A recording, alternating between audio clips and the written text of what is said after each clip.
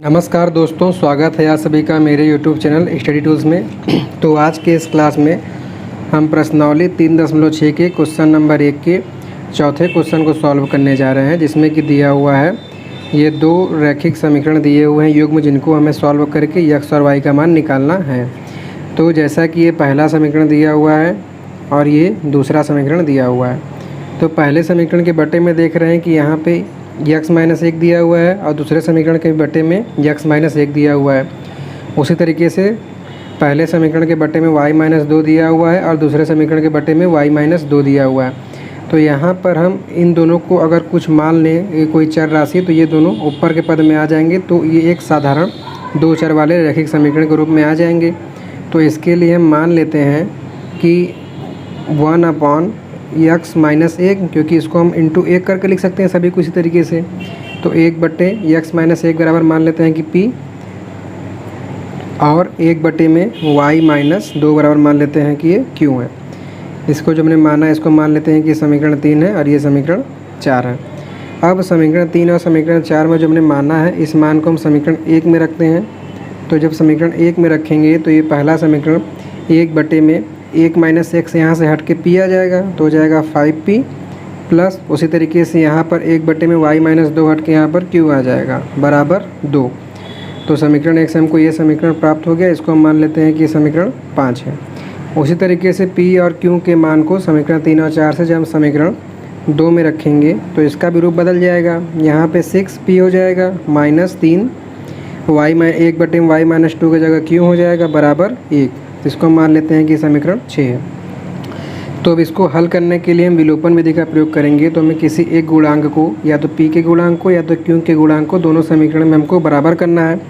तो मैं यहाँ पर जो है q के गुणांक को बराबर कर रहा हूँ। तो जैसा कि मैं देख रहा हूँ कि समीकरण नंबर 5 में यहाँ q का गुणांक 1 है और समीकरण नंबर 6 में q का गुणांक 3 है।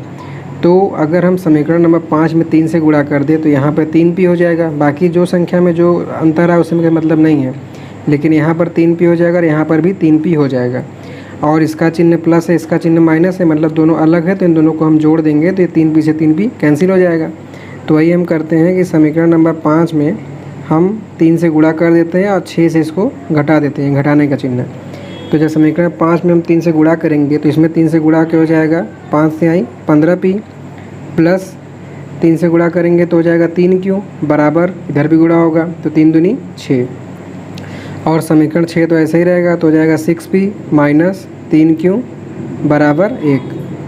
इसको सॉल्व करेंगे तो क्योंकि इसको हम घटा रहे हैं, दोनों का चिन्ह अलग है तो इसको जोड़ दे रहे हैं। जोड़ेंगे, दोनों का चिन्ह तो अलग अलग है, तो ये 3q प्लस और 3q माइनस, ये तो ख़त्म हो जाएगा।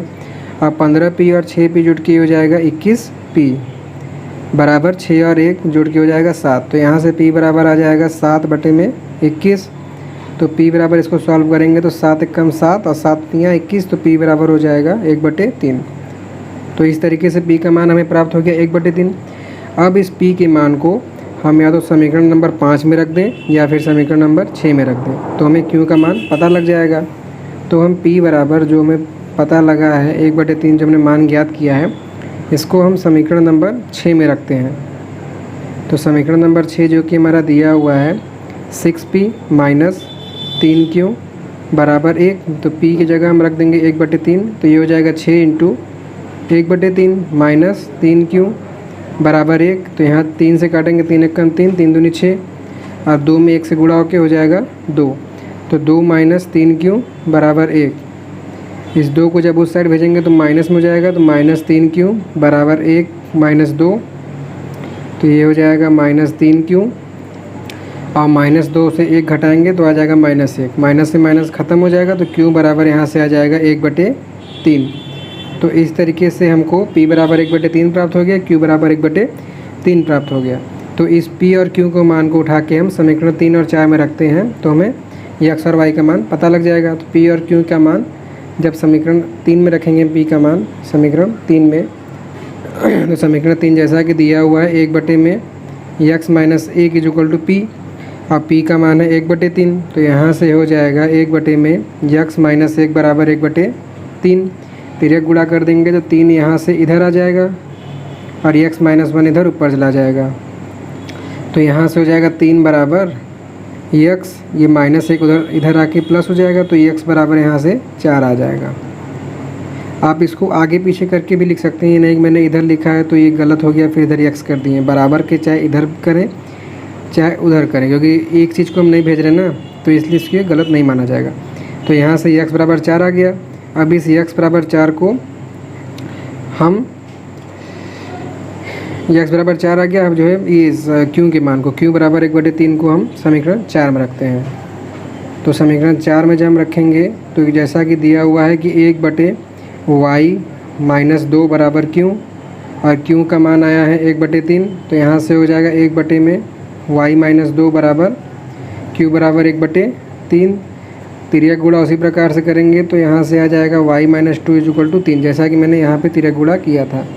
अब इस 2 को उस साइड भेज देंगे तो y बराबर आ जाएगा 3 + 2 और y बराबर 5 हो जाएगा। तो इस तरीके से x का मान 4 निकल गया, y का मान 5 निकल गया। अब अगर आपको लग रहा है कि मान हमारा गलत है या सही, तो अब इसको किसी एक समीकरण में रख देंगे तो संतुष्टि हो जाएगी। तो जैसा कि पहला समीकरण दिया हुआ है, चेक करने के लिए मैं केवल कर रहा हूँ 5/x - 1 प्लस 1/y - 2 बराबर 2।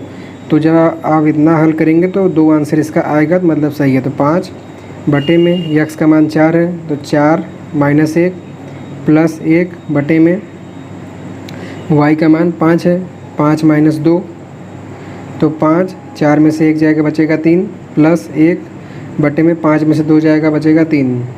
तो हर समान है तो हर 3 ही रहेगा, 5 और 1 6 हो जाएगा। तो इसको काटेंगे 2, जबकि बराबर 2 दिया हुआ है, तो इसका मतलब कि हमने जो मान निकाला है वो सही है। इस तरीके से अपने आंसर की जांच भी कर सकते हैं। अब इसको कैसे हम लिखेंगे एक बार मैं आपको बता देता हूँ। तो जैसा कि चौथा क्वेश्चन में दिया गया दोनों समीकरण 5/x - 1 प्लस 1/y - 2 = 2, ये हो गया समीकरण 1। और समीकरण 2 दिया हुआ है 6/x - 1 माइनस 3/y - 2 = 1, समीकरण 2।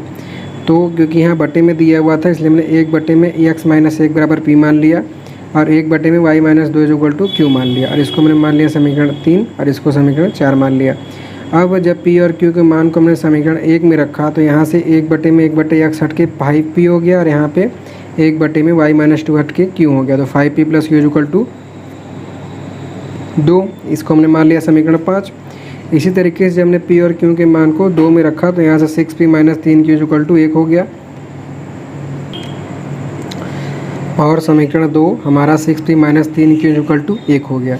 अब इन दोनों समीकरण में हमें किसी एक चर का मान बराबर करना था, तो इसके लिए मैंने समीकरण 5 में 3 से गुणा कर दिया। तो यहाँ पे बाकी में जो भी परिवर्तन हो उससे हमें मतलब नहीं है, जो हमें बराबर करना है उस पर हमें केवल ध्यान देना है। तो यहाँ क्यों बराबर किया तो यहाँ 3q हो जाएगा 3 से गुणा करने पे, और 3q यहाँ पे दिया हुआ है पहले से ही, तो दोनों बराबर हो गए।